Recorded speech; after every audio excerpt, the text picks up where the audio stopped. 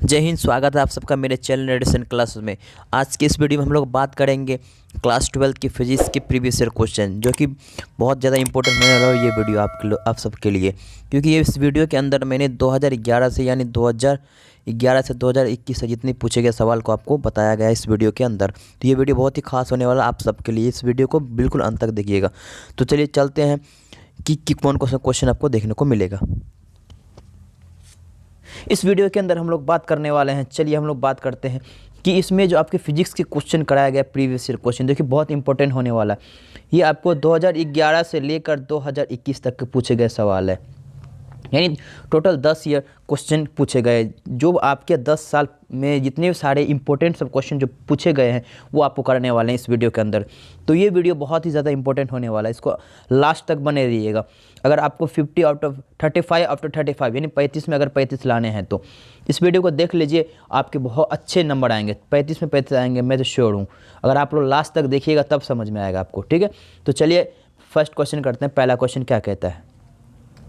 पहला क्वेश्चन कह रहा है कि स्थिर विद्युत क्षेत्र होता है। स्थिर विद्युत क्षेत्र होता है तो आपके 4 ऑप्शन दिए हुए, संरक्षित, असंरक्षित, दोनों, या इनमें से कोई यहाँ संरक्षित होगा, उसके लिए निश्चिंत रहिए। तो 4 ऑप्शन दिए, कौन कौन से? संरक्षित, असंरक्षित, दोनों, या इनमें से कोई नहीं। तो आपके ऑप्शन नंबर हो जाएंगे क्या? ए इज करेक्ट। स्थिर विद्युत क्षेत्र होता है क्या? संरक्षित होते हैं। चलिए पहला क्वेश्चन हो गया। अब दूसरे क्वेश्चन की तरफ बढ़ते हैं। तो दूसरा क्वेश्चन क्या कह रहा है? दूसरा क्वेश्चन कह रहा है कि 1 कूलम आवेश बराबर कितना ESU होता है। 1 कूलम आवेश बराबर कितना ESU होता है? तो ऑप्शन दे रखा 3 × 10 की पावर 9, 9 × 10 की पावर 9, 8.85 × 10 की पावर -12, 1.8 × 10 की पावर -12। तो आपके ऑप्शन हो जाएंगे ए ऑप्शन में क्या? 3 × 10 की पावर 9। तो 1 कूलम बराबर कितने ESU होते हैं? 3 × 10 की पावर 9 ESU होते हैं, ठीक है। आई होप आपको समझ में आया होगा। चलिए अब तीसरा क्वेश्चन की तरफ बढ़ते हैं। तीसरा क्वेश्चन क्या कह रहा है? तीसरा क्वेश्चन कह रहा है कि इलेक्ट्रॉन का विशिष्ट आवेश होता है। इलेक्ट्रॉन का विशिष्ट आवेश होता है तो कितना होता है? ये आपको पता होना चाहिए। अगर नहीं है तो आराम से आप टेंशन मत लीजिए, अभी समझ में आ जाएगा। तो इलेक्ट्रॉन का विशिष्ट आवेश होता है, ऑप्शन दे रखा 1.8 × 10 की पावर -11 कूलम पर kg, 1.8 × 10 की पावर -19 कूलम पर kg, 1.9 × 10 की पावर -19 कूलम पर kg, और डी नंबर में इनमें से कोई नहीं। तो 4 ऑप्शन है। तो 4 ऑप्शन में कौन सा ऑप्शन होगा? इलेक्ट्रॉन का विशिष्ट आवेश कितना होता है? तो इसमें आपका आंसर हो जाएगा ए नंबर, यानी कि 1.8 × 10 की पावर -11 कूलम पर kg। सी से कूलम, के जी से kg, kilogram, coulomb per kilogram होते हैं। तो तीसरा क्वेश्चन में समझ में आएगा। चलिए अब चौथा क्वेश्चन की तरफ चलते हैं। चौथा क्वेश्चन क्या कह रहा है आपको कि स्वस्थ मनुष्य के शरीर का विद्युत प्रतिरोध है। स्वस्थ मनुष्य के शरीर का प्रतिरोध कितना होता है? एक स्वस्थ मनुष्य का शरीर का प्रतिरोध यानी रेजिस्टेंस कितना होता है? तो आपको पता होना चाहिए। अगर नहीं है तो अभी आप याद कर लीजिए, इस तरह का क्वेश्चन आपको एग्जाम में देखने को मिलता है। तो इसका आंसर हो जाएगा 50,000 ओम। कितना? 50,000 ओम हो सकता है। चलिए अब अगला क्वेश्चन चलते हैं। अगला क्वेश्चन कह रहा है कि निकेल है प्रतिचुंबकीय है, अनुचुंबकीय, लौह चुंबकीय, इनमें से कोई नहीं। देखिए निकेल, कोबाल्ट और जो लोह आयरन होते हैं, निकल होते हैं, क्या क्या जो आयरन होते हैं आपके, आयरन मतलब आयरन हो गए, जैसे कि Fe हो गए, निकेल हो गए, और उसके बाद कोबाल्ट हो गए, Ni। तो ये तीनों जो होते हैं ना, ये आपके लोह चुंबकीय होते हैं, आपको पता होना चाहिए। ये तीनों लोह चुंबकीय, आपको निकेल आ जाएगा, आयरन लोह आ जाएगा, कोबाल्ट आ जाएगा, ये आपके लोह चुंबकीय पदार्थ हैं, ठीक है। चलिए पांचवा क्वेश्चन भी आपको क्लियर है। अब अगला क्वेश्चन की तरफ बढ़ते हैं। अगला क्वेश्चन क्या कह रहा है कि एक स्टेट कूलम बराबर कितना कूलम बराबर होता है? एक स्टेट कूलम बराबर कितना कूलम के बराबर होता है, ये आपको पता होना चाहिए। तो कितना होता है? ऑप्शन क्या है? 3 × 10 की पावर 9, 3 × 10 की पावर -9, 1/3 × 10 की पावर 9, और ऑप्शन डी है 1/3 × 10 की पावर -9। तो option number D is correct. क्या हो जाएगा? 1/3 × 10 की पावर -9, ये आपके करेक्ट आंसर है। तो 6 नंबर पे क्वेश्चन आया। अगला क्वेश्चन क्या है हमारा? तो अगला क्वेश्चन आ गया 7th क्वेश्चन की तरफ हम लोग करने वाले हैं। 7th क्वेश्चन क्या कहता है कि एक उपयोत्तल लेंस म्यू = 1, म्यू बराबर 1 दिया हुआ, प्रत्येक तलक की वक्रता त्रिज्या 20 सेंटीमीटर है। लेंस की क्षमता निकालना। देखो लेंस की क्षमता निकालना, यहाँ से कितना होगा? यहाँ पे 5D है, 10D है, 2.5D है, या फिर 20D है। 4 ऑप्शन आपके दिए हुए हैं, तो 4 ऑप्शन में हम निकालते हैं। देखिए सबसे पहले आपको फॉर्मूला पता होना चाहिए 1/f का। 1/f इज इक्वल टू क्या होता है, म्यू माइनस 1, ठीक है, ब्रैकेट 1/r1 माइनस 1/r2, ये आपको पता होना चाहिए, ठीक है, ये आपको पता होना चाहिए फार्मूला 1/f होता है। अब यहाँ पे देखिए, यहाँ पे 1 नहीं होगा, वहाँ पे आपका जो म्यू बराबर 1 है 1.5 होगा, वहाँ पे कितना होगा 1.5 होगा। तो अगर मैं यहाँ पे r देखा त्रिज्या दे रखा है, तो त्रिज्या r1 के लिए क्या हो जाएगा 20 सेंटीमीटर, और अगर r2 की बात करेंगे तो वो हो जाएगा -20 सेंटीमीटर, ठीक है। तो यहाँ पे हम रखेंगे, अब बेस की वैल्यू रखेंगे, तो 1/f इज इक्वल टू क्या हो जाएगा, 1/f इज इक्वल टू क्या हो जाएगा, यहाँ पे ध्यान देने वाली बात है। तो म्यू की जगह क्या रखेंगे 1.5 और -1, ठीक है, और यहाँ पे रखेंगे 1/r, तो r1 की जगह क्या हो जाएगा 20 और r2 की जगह माइनस, तो माइनस माइनस प्लस हो जाएगा, तो 1/20 हो जाएगा। इसको 1/20 1/20 2/20, तो 2/20 हो गया। यहाँ पे 1.5 में 1 गया तो 0.5, ठीक है, इंटू, और अगर यहाँ पे दिया 2/10, 2/20 हो जाएगा, 1/20 यहाँ पे हो जाएगा कितना, कटेगा तो नीचे में क्या आएगा 10, अगर यहाँ से पॉइंट हटाएंगे तो कितना आएगा नीचे में 10, तो 5 2 जा 10, तो 1/20, 1/20 आ गया। इसको भगा देंगे तो 0.05, 1/f जो निकला 0.05 निकला मेरा, ठीक है। तो अब यहाँ पे देखिए मेरा जो फार्मूला होता है P का, P बराबर क्या होता है 1/f होता है। तो अगर f का जगह हम मेरा मान निकला, अगर यहाँ पे इसे इरेज कर देता हूँ, f का अभी मैंने कितना निकाला, अभी 0.05, याद रखना आप 0.05 निकाला मैंने। तो P का फार्मूला होता है 1/f और f का मान निकला 0.05। अगर यहाँ से मैं हटाऊँ तो यहाँ पे कितना आ जाएंगे 100, 5 2 20, यानी कि P का मान कितना निकला 20D। तो ऑप्शन आपको 20D देख रहा है, इज़ करेक्ट। तो अब ये आपको समझ में आया होगा। चलिए अगला क्वेश्चन की तरफ बढ़ते हैं। अगला क्वेश्चन क्या कह रहा है, अगला क्वेश्चन कह रहा है एक लोह चुंबकीय पदार्थ की चुंबकीयशीलता है, एक लोह चुंबकीय पदार्थ की चुंबकीयशीलता होती है। तो ये क्वेश्चन आपको याद करने का बहुत ज़्यादा इंपॉर्टेंट क्वेश्चन है और ये पूछे भी जाते हैं। तो एक लोह चुंबकीय पदार्थ की चुंबकीयशीलता कितनी होती है, हमेशा 1 से ज़्यादा होगी। क्या होगी, हमेशा 1 से ज़्यादा होगी। Option number A, mu is greater than 1, मतलब म्यू हमेशा 1 से ज़्यादा होगी। अगला क्वेश्चन की तरफ चलते हैं। अगला क्वेश्चन क्या कह रहा है, चित्र के अनुसार बताइए कि लॉजिक गेट है। देखिए लॉजिक गेट मैं आपको बता देता हूँ कि आपको कहीं भी दिक्कत नहीं होगी, बस ध्यान से देखिएगा, और वीडियो को अगर अच्छा लग रहा है तो लाइक करें इसको। अब देखिए इसमें गेट जो है ना 5 तरह के गेट होते हैं। सबसे पहले एंड गेट की बात कर लेता हूँ, मैं बता देता हूँ आपको, देखिए ध्यान से देखिए। एंड गेट होता है, एंड गेट में क्या होता है कि एंड गेट में क्या होता है, आपको पहले दिखना पड़ेगा किस तरह का फिगर है। जैसे कि मान ली ये वाला फिगर जो होगा इस तरह से एक लाइनिंग हो, इसको थोड़ा सा राउंड कर दिए, तो इस तरह का फिगर आपको किसका, एंड का दिखेगा, एंड का, ठीक है।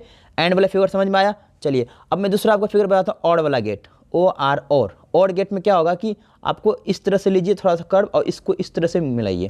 यहाँ पे इनपुट होता है ए और बी होगा और आपको आउटपुट इधर मिलेगा वाई में। तो यानी कि ये इस तरह के फिगर को ऑड गेट कहते हैं, ठीक है। अब एक और आता है not gate, NOT not gate होता है, ध्यान दे दीजिएगा। नॉट गेट में क्या होगा आप ध्यान दीजिएगा। नॉट गेट में आपको इस तरह से ट्रायंगल बनेगा और इस तरह से यहाँ पे जो जीरो लगेगा ना, हल्का जीरो टाइप का, इसी को नॉट बोलते हैं। तो इस तरह का नॉट गेट होता है। 3 गेट आपको समझ में आया। अब चौथा गेट देखिएगा, चौथा क्या होगा, नैंड होता है, NAND। नैंड गेट एक्चुअल में बनता है 2 गेट से मिलकर, एक तो नॉट प्लस और एक बचता है एंड। नॉट और एंड गेट से मिलकर बनता है। OT को हटा दिए, एन और AND, क्या बना, एंड। तो नैंड हो गया, एन और AND, नैंड। तो आप पहले एंड का गेट बनाइए। अब इसका भी तो डायग्राम बनना चाहिए। तो एंड गेट का कैसे बनेगा, हम देखें स्टार्टिंग में इस तरह सीधा से इस तरह से आउटपुट, और इस तरह से बनाते थे एंड। इसी में यहाँ पे नॉट लगा देंगे तो नैंड गेट हो जाएगा, ठीक है। चलिए ये भी हो गया। अब एक होता है not gate, NOR not gate. Not gate क्या होता है, सेम ये भी 2 गेट से मिलकर बनता है, एक नॉट प्लस और, नॉट और OT को हटा दीजिए, NOR, क्या बना, नॉट बन गया ना। अब इसका भी डायग्राम कैसे बनेगा, ध्यान से देखिए।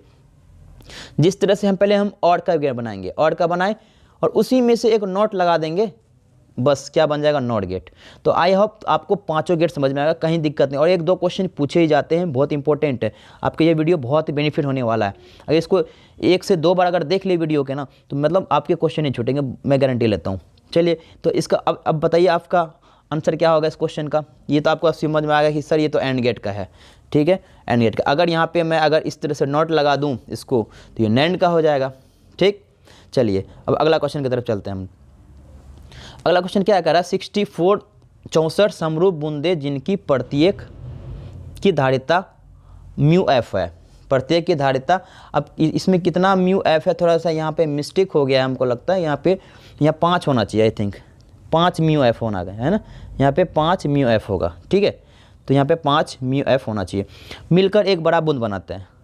बड़े बूंदों की धारिता क्या होगी, यहाँ पे 64 बूंदे हैं जिनकी धारिता दे रखी है आपको, जिसकी धारिता दे रखी है 5 म्यू एफ है। तो सबसे पहले आपको छोटी बूंद की आपको पता होना चाहिए कि हाँ भाई छोटी बूंद का आयतन क्या होगा। छोटी बूंद का आयतन क्या होगा, 4/3 πr³, ये होता है बिल्कुल। अगर मैं 64 बूंद इसमें मिला दूँ, 64 बूंद, तो 64 से मल्टीप्लाई कर दूँ, बिल्कुल। तो 64 बूंद का, ये तो एक छोटी बूंद की थी, अगर इस तरह से 64 बूंदी मिला दूँ, 64 से मल्टीप्लाई कर दिया मैंने। अब मैं बोला बड़े बूंदी की, तो बड़े बूंद के लिए क्या होगा, सेम वही फॉर्मूला लगेगा 4/3, बट बड़े बूंदों के लिए आर क्या होगा, बड़ी हो गई, तो r³ हो गया। अब मैं दोनों को इक्वल कर देता हूँ, बड़े बूंदों को और 64 बूंदों को। तो बड़े बूंद क्या आता है मेरा 4/3 π बड़ी r³, ठीक है। और अगर छोटे बूंदों की बात करूँ तो 4/3 π छोटी r³ और 64, यहाँ से 4/3 कैंसिल, पाई से पाई कैंसिल, यहाँ बड़ी r³ बचेगा और यहाँ पे 64 बचेगा। 64 किसका, 4 का क्यूब होता है और r का r³, तो ये इसका होल क्यूब कर दिया, क्यूब खत्म, तो r का मान क्या निकल गया, 4r। आई होप आपको समझ में आया होगा, r का मान 4r निकल गया। अब याद रखिएगा r बराबर कितने निकले, 4r, r बराबर 4r निकले। मैं इसे इरेज कर देता हूँ, तो यहाँ पे आपके निकल गया बड़ी r बराबर 4 और छोटी r, ठीक है। अब यहाँ पे आपको पता होना चाहिए कि यहाँ पे बोल रहा है कि किसी बड़े बूंदों की धारिता क्या होगी। धारिता देखिए, फार्मूला जो होता है धारिता का वो होता है 4πε0 इंटू त्रिज्या, याद रखिएगा, ये होता है फार्मूला किसकी, धारिता की। तो धारिता को सी द्वारा सूचित किया जाता है, सी बराबर 4πε इंटू त्रिज्या।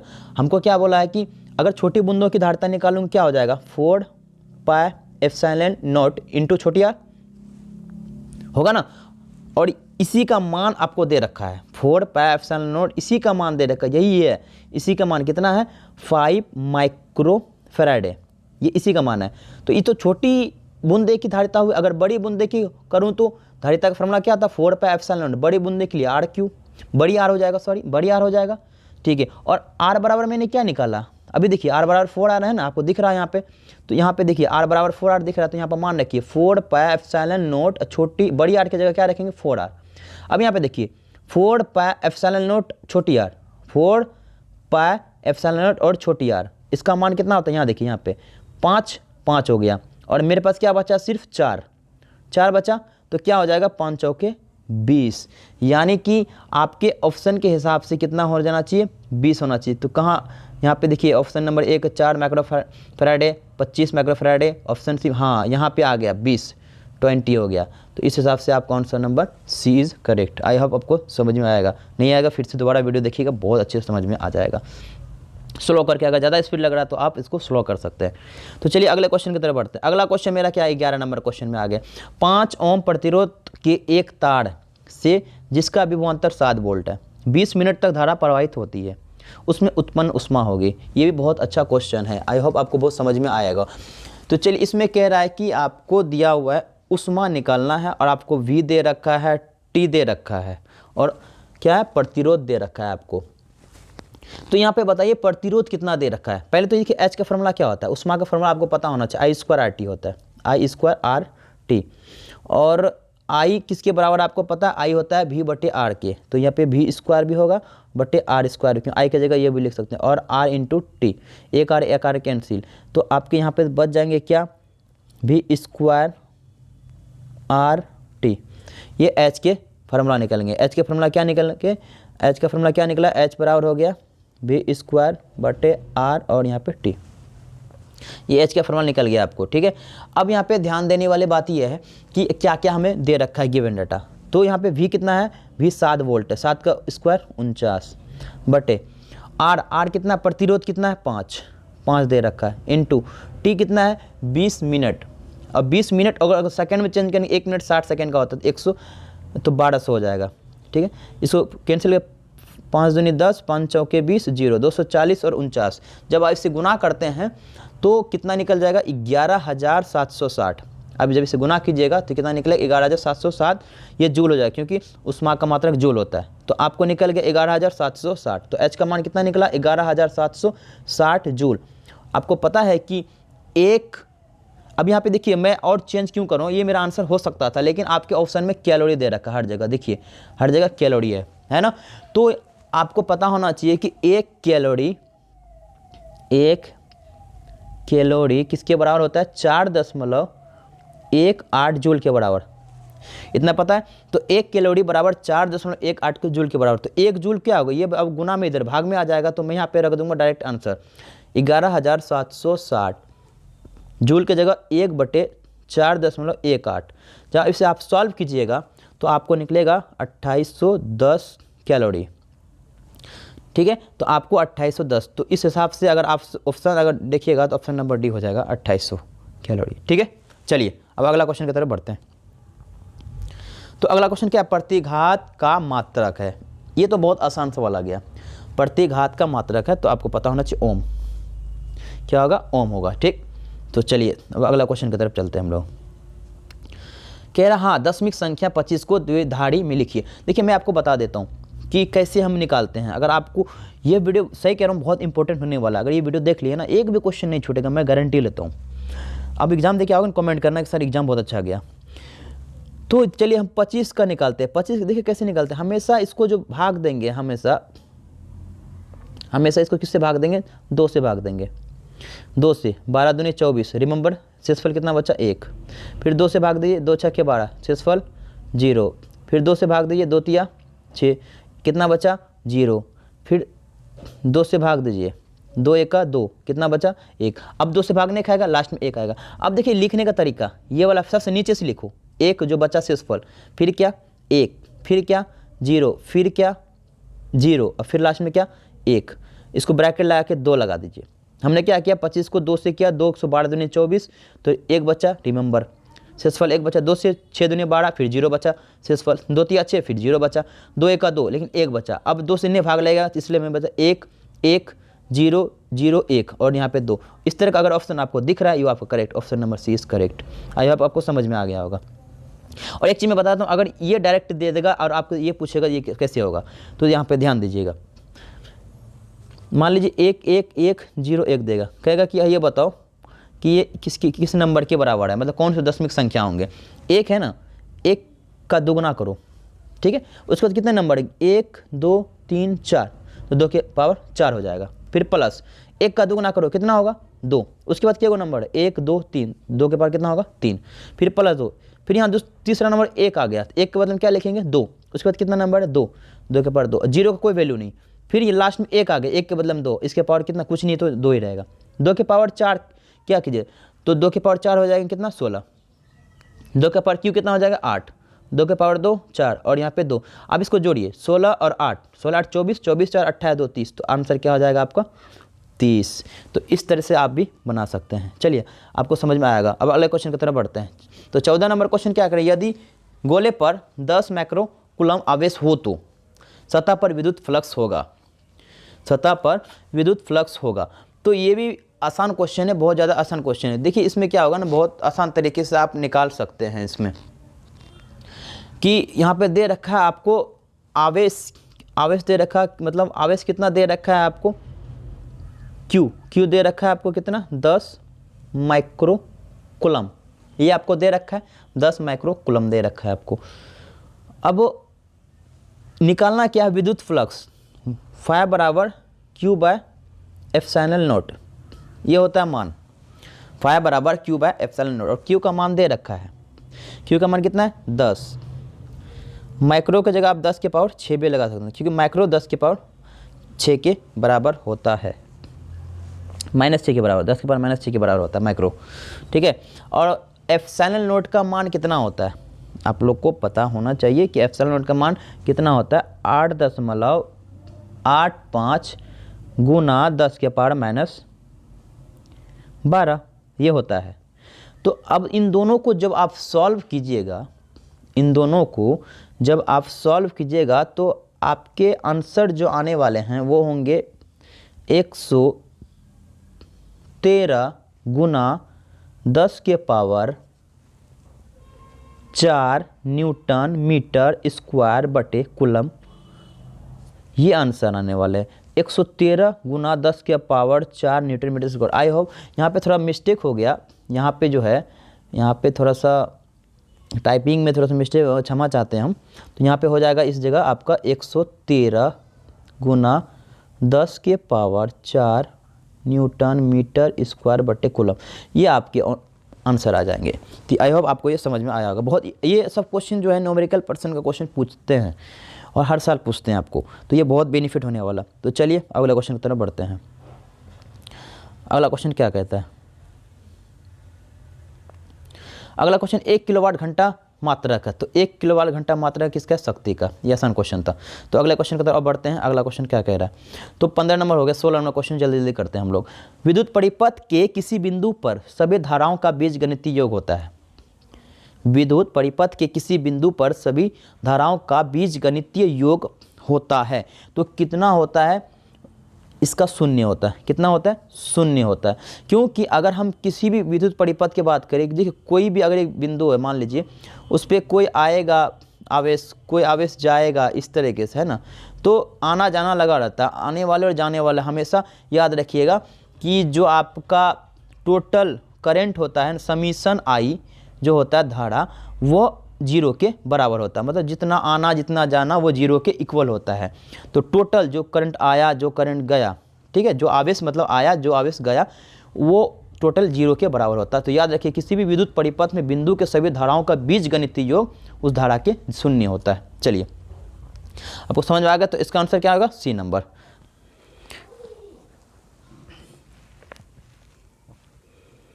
अब अगला क्वेश्चन की तरफ बढ़ते हैं। अगला क्वेश्चन क्या है? ये चुंबकीयशीलता की विमा है। चुंबकीयशीलता की विमा है। देखिए चुंबकीयशीलता जो है उसको हम म्यू नोट द्वारा सूचित किया जाता है, म्यू नोट। अब इसका मात्रक अगर निकालते हैं तो मात्रक क्या होता है? Newton by ampere square. Newton by ampere square. Newton का अगर आपको विमा निकालना है तो ML/T के पावर -2 बाय एम्पियर। अगर एम्पियर की बात करें ए लिख सकते हो या आई का स्क्वायर लिख सकते हो। तो क्या हो जाएगा? ML/T के पावर -2 और आई ऊपर जाएगा तो I -2। तो ML/T के पावर -2 I के पावर -2। अगर इस तरह का आपको ऑप्शन दिख रहा है तो आप करेक्ट कर लीजिए। ML/T के पावर -2 I के पावर -2। ये तो A number option is correct. I hope आपको समझ में आया होगा। अगला क्वेश्चन की तरफ बढ़ते हैं हम लोग। अगला क्वेश्चन क्या कह रहा है कि विद्युत चुंबकीय तरंग के संचरण की दिशा होती है। जो विद्युत चुंबकीय तरंग की संचरण होती है उनकी दिशा किधर होती है? ये सब में वेक्टर लगेगा। आप देख रहे हैं यहाँ भी जितने भी लिखे हुए भी सब में वेक्टर लगेगा। यहाँ भी वेक्टर लगेगा, यहाँ भी वेक्टर लगेगा, यहाँ भी वेक्टर, ई में वेक्टर, ई में वेक्टर और बी में वेक्टर। तो सब में वेक्टर लगेगा। तो विद्युत चुंबकीय तरंग के संचरण की दिशा होती है। तो क्या होता है? Vector E into vector V के समांतर।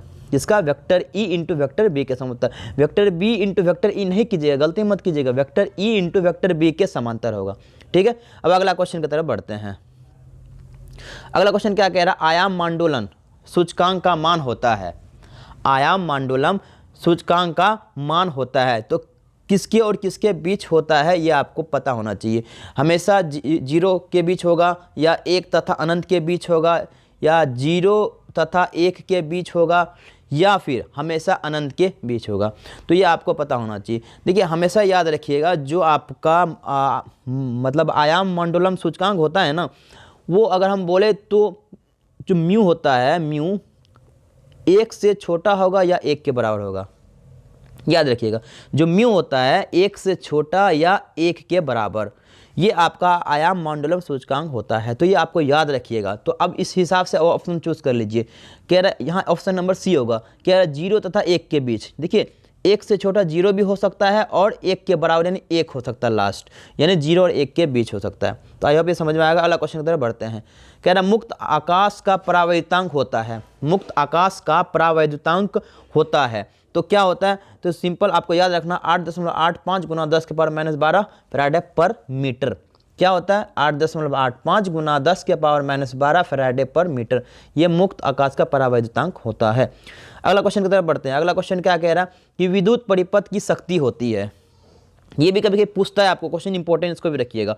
तो विद्युत परिपथ की शक्ति होती है तो क्या होती है, आपको याद रखना, वी स्क्वायर बटे आर। याद रखिएगा क्या होगा, वी स्क्वायर बटे आर। तो option number is C is correct. अगला क्वेश्चन की तरफ बढ़ते हैं। कह रहा है कि यदि परिपथ धारा तथा विद्युत वाहक बल के बीच, अगर प्रत्यावर्ती धारा तथा विद्युत वाहक बल के बीच फाय कोण का कलांतर हो, मतलब कोई फाय है जो कलांतर होता है, अगर वो हो तो शक्ति गुणांक का मान होता है। शक्ति गुणांक का मान होता है। देखिए फाय जो होता है आपको ये पता होना चाहिए, फाय मेरा कलांतर होता है। क्या होता है, कलांतर। फाय मेरा कलांतर होता है। तो इस हिसाब से अब आपको समझना होगा कि हाँ क्या होगा। तो शक्ति गुणांक की बात की, शक्ति गुणांक आपको पता होगा, शक्ति गुणांक को हम P द्वारा सूचित किया जाता है। तो शक्ति गुणांक क्या होगा, वास्तविक शक्ति बटे काल, आभासी भी कह सकते हो, आभासी शक्ति, वास्तविक शक्ति या आभासी शक्ति।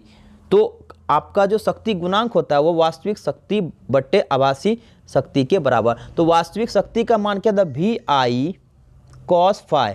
क्या होता है, वी आई कॉस फाई। और आभासी का क्या होता है, वी आई। तो मतलब वी मतलब विभव हो गया और आपका आई धारा हो गया। तो वी आई कैंसिल, तो क्या बचेगा, कॉस फाई। यानी शक्ति गुणांक जो होगा वह किसके, कॉस फाई के बराबर। तो option number D is correct. चलिए अगला क्वेश्चन की तरफ बढ़ते हैं।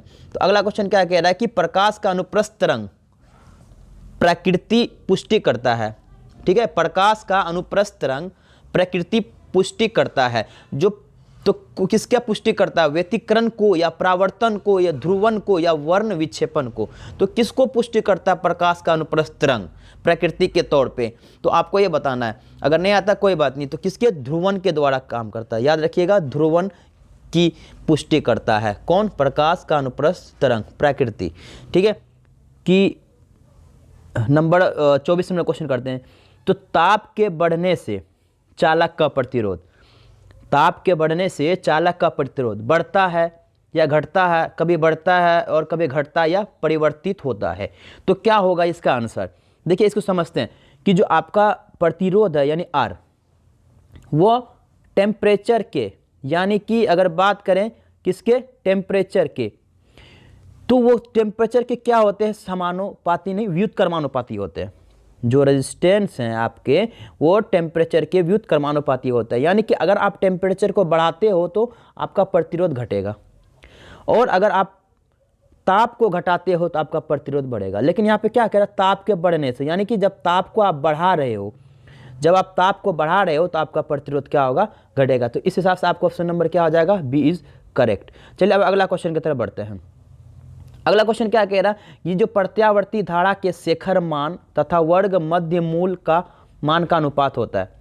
तो क्या होगा, ये जो प्रत्यावर्ती धारा का शिखर मान और वर्ग मध्य मूल का मान अनुपात है, क्या होगा, 2 होगा, √2 होगा, 1/√2 होगा या 1/2 होगा। तो इसको समझते हैं। देखिए आपको बोला जा रहा है यहाँ पे कि प्रत्यावर्ती धारा का शिखर मान, तो प्रत्यावर्ती धारा का शिखर मान, तो या तो ये पहले तो क्या होगा कि IRMS, ये किसका होगा, ये वर्ग माध्य मूल किसी भी धारा का। ठीक है, तो इसका अगर धारा का होगा तो विभव का ही होगा RMS, वर्ग माध्य मूल। अगर मैं बोलूँ I0, ये होगा आपका क्या, शिखर मान I0, तो ये भी क्या हो जाएगा, V0। इतना क्लियर है, बिल्कुल। तो अब यहाँ पे क्या बोल रहा है कि अगर हम शिखर मान निकाल रहे हैं तो क्या हो जाएगा, इसका अनुपात बोला, शिखर मान क्या हो जाएगा आपका IRMS बटे क्या हो जाएगा, उसके बाद बोलेगा I0, यानी कि I0 हो गया। अब यहाँ से क्या होगा कि जो इसका मान जो होता है I0 का, वो किसके बराबर होता है, I0 जो होता है वो I, यहाँ पे ऐसे समझते हैं कि जो मेरा IRMS दिया हुआ, ठीक है, RMS, ठीक है, प्रत्यावर्ती धारा का शिखर मान, और जो I0 होता है वो IRMS, यानी कि जो ये वर्ग माध्य मूल मान जो होता है वो 1 IRMS √2 के बराबर होता है। तो इस हिसाब से अगर हम देंगे प्रत्यावर्ती धारा का शिखर मान क्या होता है, IRMS, और वर्ग माध्य मूल का मान जो होगा IRMS √2 होता है, याद रखना है। तो यहाँ से RMS कट गया होगा, तो क्या बचेगा, 1/√2। तो इस हिसाब से आंसर क्या होगा, 1/√2। ये ऊपर वाला जो होता है वो प्रत्यावर्ती धारा का शिखर मान, और नीचे वाला जो होता है वर्ग माध्य मूल, ये होता है क्या I/RMS√2, तो RMS cancel the 1/√2 will be answer, तो option number C is correct. तो अब अगले तरफ बढ़ते हैं। अगला क्या है कि टीवी प्रसारण के लिए किस आवृत्ति प्रास का उपयोग होता है, कितना हर्ट्ज होता है आपको बताना, साउंड की जो मात्रक होता है आवृत्ति की वो हर्ट्ज होता है। तो टीवी प्रसारण के लिए किस आवृत्ति प्रास का उपयोग होता है ये बताना है। तो कहाँ से कहाँ तक आप देखिए 30,000 से लेकर 300,000 तक, यानी कि 30K, यहाँ 30K से 1000 होता है ना, 1000 होता है, तो 30kHz से 300kHz ये आंसर ही हो जाएगा, यानी कि option number B is correct. अब अगला करते हैं। अगला क्या है कि 27 नंबर क्वेश्चन क्या कह रहा है, कह रहा है कि पी आघूर्ण वाला एक विद्युत विधुर ई तीव्रता वाले विद्युत क्षेत्र में रखा गया है, तो उस पर लगने वाला टॉर्क होगा, तो उस पर लगने वाला टॉर्क होगा। तो आपको पता होना चाहिए कि जो आपके पी आघूर्ण जो होते हैं एक विद्युत द्विध्रुव है, मतलब क्या होता है कि अगर हमारे पास दो आवेश है -q और +q, उनके बीच की दूरी क्या होती है 2l, ये होती है हमारी। और कह रहा है ई तीव्रता वाले विद्युत क्षेत्र में रखा गया, कोई ई विद्युत क्षेत्र तीव्रता है जिसमें इनको पी आघूर्ण को रखा गया, तो उस पर टॉर्क जो लगेगा वो क्या होगा, जो टॉर्क ऐसे होता है टॉ, है ना, तो इस हिसाब से होता है टॉर्क आपका, इस तरह से भी लिख सकते हैं टॉ। तो टॉ बराबर क्या होगा, जो आपका होगा क्या पी क्या होता है विद्युत द्विध्रुव आघूर्ण होता है इनटू विद्युत क्षेत्र तीव्रता, यानी कि आपका टॉर्क हो जाएगा vector P into vector B. यहाँ पे वेक्टर लगाना मैं भूल गया, सॉरी क्षमा चाहता हूँ मैं। तो यहाँ पे टॉर्क जो होगा वो किसके बराबर, vector P Guna vector A के बराबर, option number A is correct. अब अगला क्वेश्चन की तरफ बढ़ता है। चुंबकीय क्षेत्र की विमा होती है, ये भी आपको पता होना चाहिए, चुंबकीय क्षेत्र की विमा होती है। तो कैसे निकालेंगे कि चुंबकीय क्षेत्र की विमा होती है। देखिए चुंबकीय क्षेत्र को सबसे पहले किसके द्वारा सूचित किया जाता है, चुंबकीय क्षेत्र को किसके द्वारा सूचित किया जाता है, बी के द्वारा, और चुंबकीय क्षेत्र को ई के द्वारा, यानी कि फार्मूला होता है एफ बराबर, आपको यहाँ पता होना चाहिए फार्मूला क्या होता है,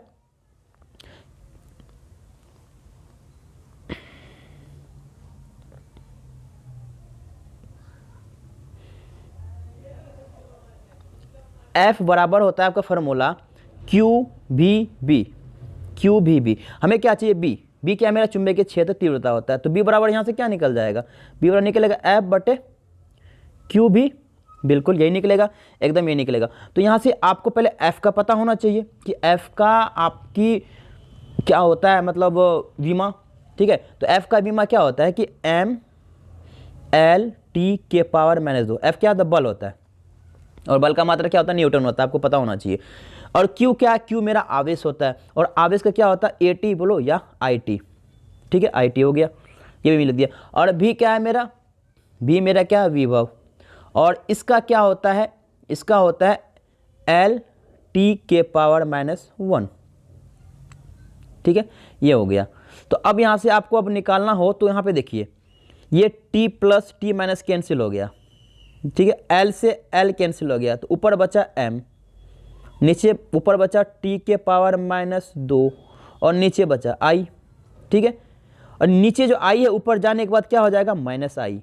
अब इसको एक तरफ से कैसे MLT के फॉर्म में कैसे निकलेंगे, देखिएगा M L नहीं है तो L के पावर में 0 रख देंगे, T कितना दे रखा -2 और I क्या है -1। अगर इस तरह का आपको ऑप्शन में दिख जाए तो आप इसको लगा दीजिए, यानी कि M L के पावर 0, T के पावर -2 और I के पावर -1। अगर यहाँ पे आपको कहीं भी दिख रहा है इसमें तो आप इसको आराम से लगा सकते हैं। यहाँ पे देखिए ऑप्शन नंबर ए, I को पहले रख दिया है, I यहाँ ऑप्शन नंबर देखिए I -1 M सिंपल था, L 0 है और T के power -2, A number option will be correct. ये फार्मूला आपको याद रखने पड़ेंगे, F बराबर QVB। तो चलिए अब अगले क्वेश्चन की तरफ बढ़ते हैं। अगला क्वेश्चन क्या कह रहा है कि लेंज का नियम संबंध है, ये बहुत इंपॉर्टेंट क्वेश्चन, लेंज का नियम। तो आपको 2 मार्क्स में भी दिखते हैं इस तरह का आपको पूछे जाते हैं। लेंज का नियम संबंध है, लेंज का नियम संबंध है, किससे संबंध है, ऊर्जा से, याद रखिएगा, किससे संबंध है, ऊर्जा से। चलिए अगला क्वेश्चन की तरफ बढ़ते हैं। अगला क्वेश्चन क्या कह रहा है मुझे कि खगोलीय दूरदर्शक में अंतिम प्रतिबिंब होता है, खगोलीय दूरदर्शक में अंतिम प्रतिबिंब होता है, तो क्या होगा इसका आंसर, बता सकते हैं, दिमाग लगाइए। तो चलिए कोई बात नहीं, अगर नहीं आ रहा तो तो ये आपका हमेशा याद रखें, जो खगोलीय दूरदर्शक होता है वो हमेशा उल्टा बनता है और काल्पनिक बनता है।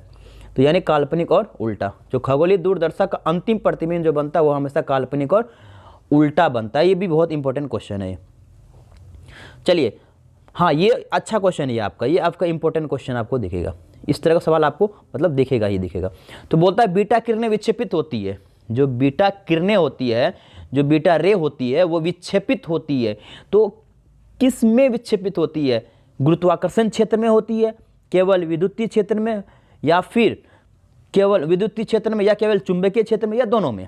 किस में आखिर विक्षेपित होती है आपकी बीटा किरणें?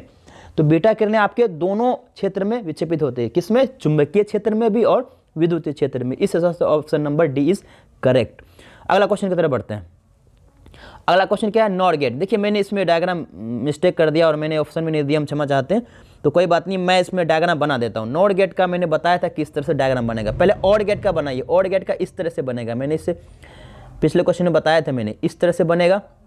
ये इनपुट होता है या आउटपुट। अगर यहाँ पे नोट लगा देंगे ये नॉर गेट हो जाएगा। तो इस हिसाब से आपका नॉर गेट का आपको पहचानने में आ जाएगा। ठीक है, तो चलिए ये भी आपका ऑप्शन नंबर ऑप्शन तो नहीं है, हम कह नहीं सकते, ठीक है ना। तो मतलब आपको ये फिगर तो आई होप समझ में आया होगा, ठीक है ना। चलिए कोई बात नहीं। तो अब अगला क्वेश्चन की तरफ चलते हैं। हमारा अगला क्वेश्चन 33 कह रहा है कि जब प्रकाश की एक किरण ग्लास स्लैब में प्रवेश करती है तो इसका तरंग ग्लास स्लैब, मान लो कोई ग्लास स्लैब है आपके पास, ठीक है, एक कोई आपके पास क्या है? ग्लास स्लैब है। तो ग्लास स्लैब मान लो ये ग्लास है हमारा, ठीक है। अगर ये मेरा ग्लास है तो इसमें अगर कोई भी किरण, कोई भी अगर प्रकाश की किरण ग्लास से में अगर प्रवेश कर गया तो इसका तरंग दैर्ध्य क्या घटेगा या बढ़ेगा या अपरिवर्तित रहेगा या फिर पूर्ण रूप से नहीं रहेगा? तो क्या होगा इसका? तो इसमें हमेशा याद रखिए, जब भी कोई ग्लास में अगर कोई भी अगर आपका प्रकाश किरण पड़ता है तो उसका तरंग दैर्ध्य हमेशा घटता है, याद रखिएगा। यानी 33 का option number A is correct. चलिए अगला चलते हैं हम। अगला क्या है? 34 नंबर क्वेश्चन कह रहा है इलेक्ट्रॉन वोल्ट द्वारा मापा जाता है। जो इलेक्ट्रॉन वोल्ट होते हैं, जो इलेक्ट्रॉन वोल्ट होता है वो मापा जाता है। वो मापा जाता है तो किस से मापा जाता है? याद रखिएगा, ऊर्जा से। ऊर्जा से हम इलेक्ट्रॉन वोल्ट को मापते हैं। तो 34 का डी नंबर इज करेक्ट। चलिए अब अगला चलते हैं। अगला क्या कह रहा है कि चुंबकीय आघूर्ण पर एसआई मात्रक होता है। चुंबकीय आघूर्ण पर एसआई मात्रक होता है। तो चुंबकीय आघूर्ण पर एसआई मात्रक क्या होता है? देखिए चुंबकीय क्षेत्र का, यानी चुंबकीय क्षेत्र को हम आघूर्ण बोलेंगे तो एम द्वारा सूचित किया जाता है। एम बराबर होता है आई ए। आई ए, आई क्या होता है मेरा? आई मेरा धारा, धारा का मात्रक एम्पियर। इसका क्या होता है? एरिया, एरिया का मीटर स्क्वायर, तो एम्पियर मीटर स्क्वायर, यानी option number B is correct. चलिए ये भी समझ में आ गया। अगला क्वेश्चन की तरफ बढ़ते हैं। अगला क्वेश्चन क्या कह रहा है? अगला क्वेश्चन कह रहा है जब माइक्रोस्कोप की नली की लंबाई बढ़ाई जाती है। कोई माइक्रोस्कोप है, अगर कोई माइक्रोस्कोप है तो अगर बोलेगा उसकी लंबाई को अगर बढ़ा दे तो उसकी आवर्धन क्षमता क्या होगी? उसकी आवर्धन क्षमता क्या होगी? तो लंबाई के बढ़ने से आवर्धन क्षमता ये बढ़ती है, याद रखिएगा। लंबाई की किसी भी माइक्रोस्कोप पे अगर लंबाई जितना ज़्यादा बढ़ाओगे उसकी आवर्धन क्षमता हमेशा बढ़ेगी। Option number A is correct. अगला क्वेश्चन की तरफ बढ़ते हैं हम लोग। ये भी बहुत इंपॉर्टेंट क्वेश्चन है, ये भी बहुत इंपॉर्टेंट क्वेश्चन है, याद रखिएगा, ठीक है। तो इस तरह का क्वेश्चन आपको पूछे जाते हैं, तो ये भी ध्यान रखिएगा इस तरह का क्वेश्चन को। तो क्या कह रहा है कि पी टाइप, ये इंपॉर्टेंट है। तो कह रहा है कि पी टाइप, जो पी टाइप अर्धचालक है उसका मुख्य धारा जो वाहक होता है, मुख्य धारा वाहक होता है, वह क्या होता है? इलेक्ट्रॉन होता है, होल होता है, प्रोटॉन होता है, इलेक्ट्रॉन होता है। देखिए हम एक चीज़ बताते हैं कि अगर हम मान लीजिए मेरा क्या है? इलेक्ट्रॉन है। अगर चारों तरफ जर्मेनियम, बहुत सारे आपके धातु वगैरह अगर चारों तरफ हैं, ठीक है, जर्मेनियम हो गया, सिलिकॉन, अगर आपके चारों तरफ है तो याद रखिएगा इसमें हमेशा कि इस पी टाइप अर्धचालक में जो इलेक्ट्रॉन की संख्या कम होती है, इलेक्ट्रॉन की जो संख्या होती है वो क्या होती है? कम होती है। और जो होलों की संख्या होती है वाहक में, जो धारा वाहक में होती है वो क्या होती है? ज़्यादा होती है। तो पी टाइप के अर्धचालक में इलेक्ट्रॉन की संख्या अल्प रहती है, कम रहती है, और होलों की संख्या बहुत संख्यक रहती है, बहुत ज़्यादा रहती है। इसलिए इसमें कह रहा है पी टाइप के अर्धचालक मुख्य धारा का वाहक होता है। मुख्य सबसे ज़्यादा क्या होता है? इलेक्ट्रॉन कम होता है और होल सबसे ज़्यादा होता है। Option number B is correct होना चाहिए, ठीक है। अगला क्वेश्चन की तरफ चलते हैं। अगला क्वेश्चन क्या कह रहा है कि किसी आवेशित खोखले गोलाकार चालक के भीतर विद्युत क्षेत्र का मान होता है। अब भाई ये तो बहुत बढ़िया क्वेश्चन है, देखिए समझिए, ये बहुत इंपॉर्टेंट क्वेश्चन है। वीवीआई क्वेश्चन, इस तरह का क्वेश्चन को आपको एग्जाम में देखने को मिलता है, बहुत अच्छा क्वेश्चन है ये। अरे कोई दिक्कत नहीं है, टेंशन नहीं लेना है आपको, मज़ेदार क्वेश्चन सब है और आराम से देखिए, पूरा वीडियो देखिए आराम से आपको समझ में आएगा, कोई दिक्कत नहीं। इस वीडियो को देख लीजिए, थोड़ा सा आप थ्योरी पढ़ लीजिए, आपके फुल में फुल मार्क्स आएंगे। इससे तो क्वेश्चन नहीं छूटेगा, मैं गारंटी देता हूँ। एग्जाम में अगर आप बैठेगा तो आपको समझ में आएगा, नहीं ये वीडियो देखने का फ़ायदा आपको मिला। तो अभी नहीं दिखेगा आपको, अभी मैं ये नहीं लगना चाहिए कि नहीं नंबर ला ही लेंगे पूरा। पहले आप पूरा वीडियो देखोगे तभी तो, 10-15 क्वेश्चन देखने से क्या होगा, पूरा वीडियो अंत तक देखिएगा। चलिए देखिए मैं आपको समझाता हूँ। एक खोखला गोलाकार लीजिए, याद रखिएगा कि किसी भी आवेशित खोखले गोले के भीतर की बात करें, भीतर में भैया कोई आवेश नहीं होता है। जब कोई आवेश ही नहीं होगा तो कुछ इलेक्ट्रॉन वगैरह कुछ हो भी नहीं करेगा, तो विद्युत क्षेत्र क्या होगा, कुछ नहीं हो रहा अंदर, तो क्या होना चाहिए, ऑप्शन नंबर सी इज 0, है ना। कि भाई याद रखिएगा हमेशा कि जो आपके बाहर में होगा ना वो Q/ε0 होगा, याद रखिएगा, और भीतर में हमेशा 0। किसी भी खोखले गोले की अगर बाहरी बोले तो Q/ε0 होगा। यहाँ भीतर बोला या भीतर की जगह दूसरा भी दे सकता, आंतरिक विद्युत तीव्रता का मान क्या होगा, तो भी क्या होगा, 0 ही होगा। ठीक है, आपको समझ में आया होगा। चलिए अगला क्वेश्चन की तरफ बढ़ते हैं। अगर वीडियो अच्छा लग रहा है तो लाइक करें यार, बहुत मेहनत करते हैं आप लोग। क्लिक 39 नंबर क्वेश्चन क्या है, 3 संधारित्र जिसमें प्रत्येक की धारिता C है, सबकी धारिता क्या C है, श्रेणी क्रम में जोड़े गए। चलिए मैं इसको समझाता हूँ। 3 संधारित्र श्रेणी क्रम में क्या होता है, बटे में रखते हैं हम, याद रखिएगा। तो 1/C सबको C1 को भी C मान लिए, 3 धारिता है C, ये भी C। चलिए तो 1/C, यहाँ नीचे में एलसीएम क्या आएगा C, तो 1 1 1 क्या हो जाएगा 3, तो 1/C आ गया। अब इसको उल्टा दीजिए तो ये भी पलट जाएगा, तो ऊपर में C नीचे में 3, तो C/3 option number C is correct. I hope समझ में आया होगा आपको। चलिए अगला क्वेश्चन की तरफ बढ़ते हैं। अगला क्वेश्चन नंबर 40, एक लोह चुंबकीय पदार्थ की चुंबकीयशीलता है। यह भी क्वेश्चन बहुत बढ़िया है, बहुत ज़्यादा बढ़िया क्वेश्चन है ये। जो मेरी चुंबकीयशीलता है यानी म्यू, लोह चुंबकीय पदार्थ क्या होते हैं, हमेशा हमेशा हमेशा 1 से क्या होगा, ज़्यादा होगा। किसी भी लोह चुंबकीय पदार्थ की चुंबकीयशीलता या किसी भी निकेल हो, उनकी चुंबकीयशीलता हमेशा 1 से ज़्यादा होती है, याद रखिएगा। Option number A is correct. अब अगला क्वेश्चन की तरफ बढ़ते हैं। व्हीटस्टोन ब्रिज, देखिए लेंज का नियम इससे पहले पढ़े थे, ठीक है ना। ये भी व्हीटस्टोन ब्रिज बहुत ज़्यादा, अगर आप लोग 5 मार्क्स की तैयारी कर रहे हो ना तो उसमें से एक ये क्वेश्चन का तैयारी कर लेना। मैं आपको हिंट दे देता हूँ कि ये क्वेश्चन आपको दिखते हैं एग्जाम में, बहुत इंपॉर्टेंट क्वेश्चन है। तो व्हीटस्टोन ब्रिज से मापा जाता है, भाई किससे मापा जाता है, तो ये उच्च प्रतिरोध वाले और निम्न प्रतिरोध वाले, यानी कि जो आपके प्रतिरोध होते हैं वो उसको मापा जाता है, उच्च वाले और निम्न वाले को भी। Option number C is. तो अब 42 नंबर क्वेश्चन क्या कह रहा है, 42 नंबर क्वेश्चन कह रहा है कि जो शीर्ष धारा है, शीर्ष धारा क्या है, I0, और वर्ग माध्यम मूल धारा हम इससे पहले देखे थे क्या, IRMS, इन दोनों के बीच में संबंध बताया है, इन दोनों के बीच में संबंध। तो क्या होगा, आप हमेशा याद रखिए, जो I0 होगा वो √2 IRMS के बराबर होगा। Option number A is correct. मैंने इससे पहले भी आपको बताया था, जो कि IRMS होता है और जो I0 होता है बटे में, मैंने बोला था कि I0 जो होता है वो √2 IRMS के बराबर होता है। तो वहाँ से हमने RMS को कैंसिल करके 1/√2 के बराबर किया था। लेकिन यहाँ पे बोल रहा जो इन दोनों में रिलेशन क्या होता है, जो यहाँ पे I0 होगा, I0 जो होगा √2 RMS के बराबर। Option number A is correct. चलिए अगला क्वेश्चन की तरफ बढ़ते हैं। अगला क्वेश्चन क्या है, एक निकट दृष्टि दोष से ग्रसित व्यक्ति स्पष्ट रूप से देखने के लिए व्यवहार करता है।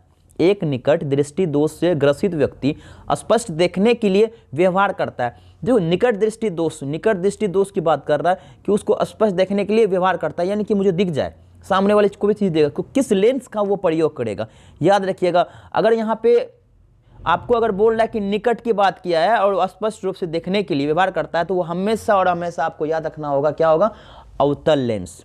क्या होना चाहिए, अवतल लेंस। Option number B is correct. अगला क्वेश्चन की तरफ चलते हैं। अगला क्वेश्चन क्या कहता है कि कांच से हवा में प्रवेश करते समय प्रकाश का क्रांति कोण सबसे कम होता है। तो याद रखिएगा, जब भी अगर आपका कोई भी अगर कांच से अगर आपका कोई भी प्रकाश प्रवेश करता है, क्रांति कोण तो पहले क्या होता है देखिएगा, जब कोई कोई कोण अगर आती है, कोई प्रकाश की किरण जब आती है, मतलब परावर्तन कोण जब आता है तो वो 90 डिग्री के बराबर, कोई किरण इधर चले जाता है, कोई अभिलंब की ओर मुड़ जाता है, कोई अभिलंब से दूर हो जाता है, लेकिन ये क्या होता है कि 90 डिग्री सीधा चला जाता है। और क्रांतीय कोण को हम किसके, सी के द्वारा सूचित किया जाता है, यानी कि जो परावर्तन आपतन कोण होगा वो क्रांतीय कोण के बराबर यानी 90 डिग्री हो जाता है। तो किस समय वो क्रांतीय कोण सबसे कम रहता है, बैगनी रंग के लिए सबसे कम होता है और लाल के लिए सबसे अधिक रखता है, याद रखिएगा। तो इसका ऑप्शन क्या होगा, इसका ऑप्शन हो जाएगा आपका डी, बैगनी रंग के लिए सबसे कम होता है कांच से जब हवा में प्रवेश करता है। चलिए आई होप समझ में आएगा। अगला क्वेश्चन की तरफ बढ़ते हैं। अगला क्वेश्चन क्या है, विद्युत चुंबकीय तरंग के संचरण की दिशा है, विद्युत चुंबकीय तरंग के संचरण की दिशा है। तो संचरण की दिशा में क्या होगा कि जो विद्युत चुंबकीय तरंग बोल रहा है वो संचरण की दिशा क्या होगा, इससे पहले शायद मैंने आपको बता रखा है, वो चुंबकीय तरंग था, सॉरी ये विद्युत चुंबकीय तरंग। देखिए दोनों में से कोई क्वेश्चन टच करेगा आपको, ये बहुत ज़्यादा इंपॉर्टेंट क्वेश्चन है ये, ठीक है।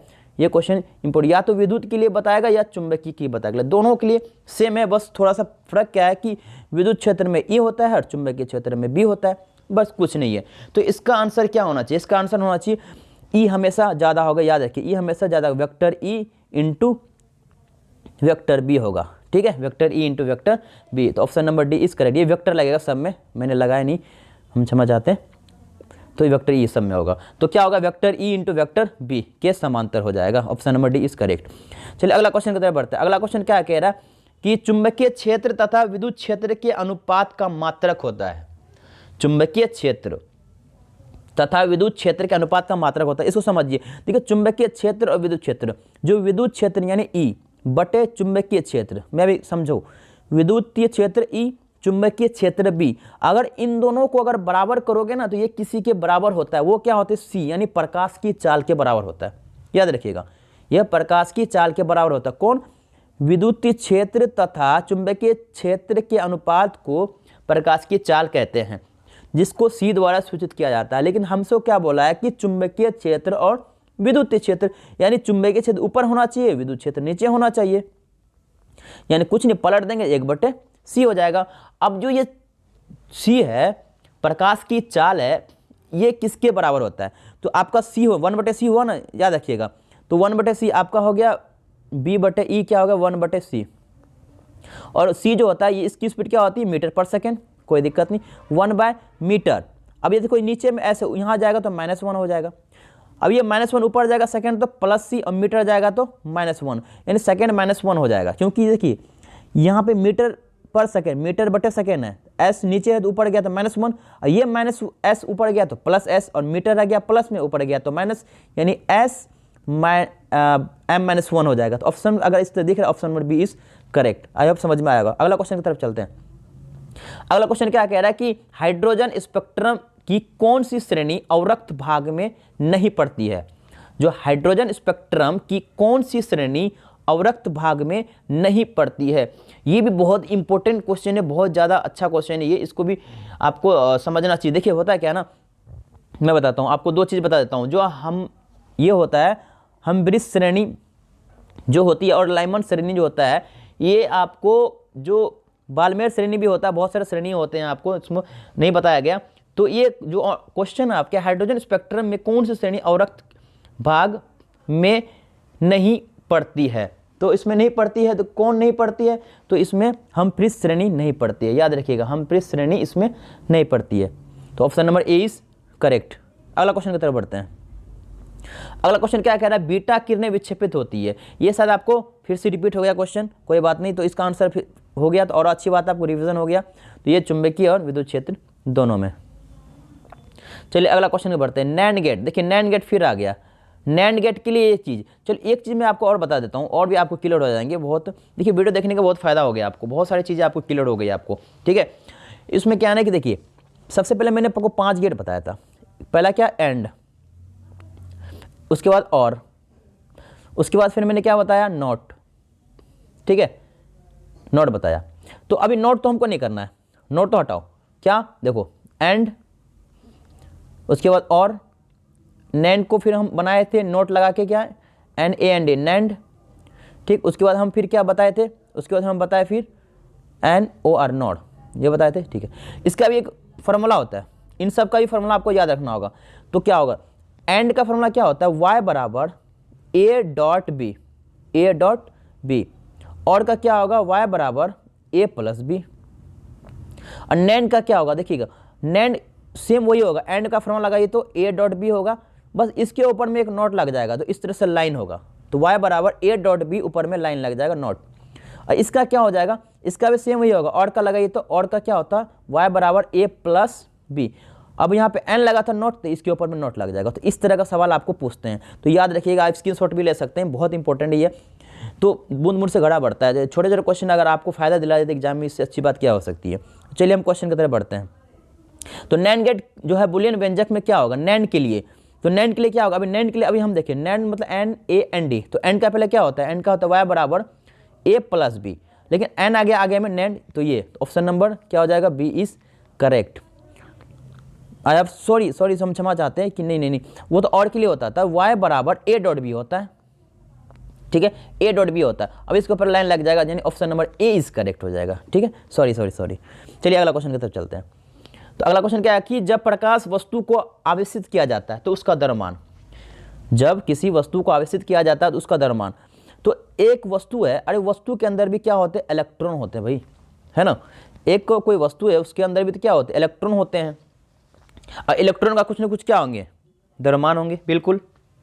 जैसे आप आवेश दीजिएगा तो इलेक्ट्रॉन बढ़ेगा, जब इलेक्ट्रॉन बढ़ेगा तो ज़्यादा इलेक्ट्रॉन होगा, ज़्यादा इलेक्ट्रॉन होगा तो ज़्यादा मास, यानी कि इलेक्ट्रॉन आवेश देने से इलेक्ट्रॉन बढ़ता है, आवेश नहीं देने से इलेक्ट्रॉन भी घटता है। तो आवेश इलेक्ट्रॉन का द्रव्यमान बढ़ भी सकता है और घट भी सकता है, ऐसा नहीं है, बढ़ भी सकता है तो घट भी सकता है, कि अगर आपने आवेश दिया तो ठीक है इलेक्ट्रॉन बढ़ेगा, नहीं दिया तो कम होगा, तो दोनों हो सकता है, बढ़ भी सकता है घट सकता है, क्योंकि आवेश देने से इलेक्ट्रॉन बहुत सारे होंगे और बहुत सारे का फिर मास माने द्रव्यमान बढ़ेगा। अगर आवेश कम दीजिएगा तो इलेक्ट्रॉन कम, तो मास भी कम, यानी द्रव्यमान भी कम, तो आवेश बढ़ेगा, आवेश देने से या नहीं देने से घटेगा और बढ़ेगा, दोनों हो सकता है, द्रव्यमान बढ़ सकता है और घट भी सकता है। अगला क्वेश्चन चलते हैं। अगला क्वेश्चन क्या कह रहा है कि किसी सूक्ष्म विद्युत द्विध्रुव के मध्य बिंदु से r दूरी पर विद्युत विभव समानुपाती होता है। तो किसके समानुपाती होता है, आपको याद रखने पड़ेंगे। तो ये किसके समानुपाती होगा, तो ये हो जाएंगे आपके option number C is correct, 1/r² के बराबर, 1/r² के बराबर होता है। ये भी बहुत इंपॉर्टेंट क्वेश्चन है ये, ठीक है। चलिए अगला क्वेश्चन की तरफ चलते हैं। अगला क्वेश्चन क्या है, किसी चालक का विशिष्ट प्रतिरोध, किसी चालक का विशिष्ट प्रतिरोध क्या होता है, ये आपको बताना है। नहीं आता चलिए कोई बात नहीं, अगर आता है तो वेरी गुड, बहुत बढ़िया। तो किसी चालक का विशिष्ट प्रतिरोध होता है वो टेम्परेचर के बढ़ने से, टेम्परेचर के बढ़ने से, यानी कि जो विशिष्ट प्रतिरोध होता है आर जो होता है वो रो के समानुपाती होता है। रो क्या होता है, विशिष्ट प्रतिरोध, यानी कि जब आर बढ़ेगा प्रतिरोध बढ़ेगा तो ये विशिष्ट प्रतिरोध बढ़ेगा, और ये रो किसके समानुपाती है, तो टेम्परेचर के, यानी कि रो बढ़ेगा तो टेम्परेचर ही बढ़ेगा। आर के बढ़ने से विशिष्ट प्रतिरोध बढ़ा और विशिष्ट प्रतिरोध से बढ़ने से टेम्परेचर बना, क्योंकि टेम्परेचर ताप का समानुपाती होता है विशिष्ट प्रतिरोध, तो यानी ताप के बढ़ने से। चलिए अगला क्वेश्चन की तरफ चलते हैं। अगला क्वेश्चन क्या कह रहा है, किसी चालक के संवहन वेग क्या वीडी और क्या ई, उनके बीच में संबंध क्या होता है, उसके समानुपाती होता है, याद रखिएगा। तो किसी भी चालक के संवहन वेग और उस पर आरोपित विद्युत क्षेत्र वो एक दूसरे के समानुपाती होता है, तो option number B is correct.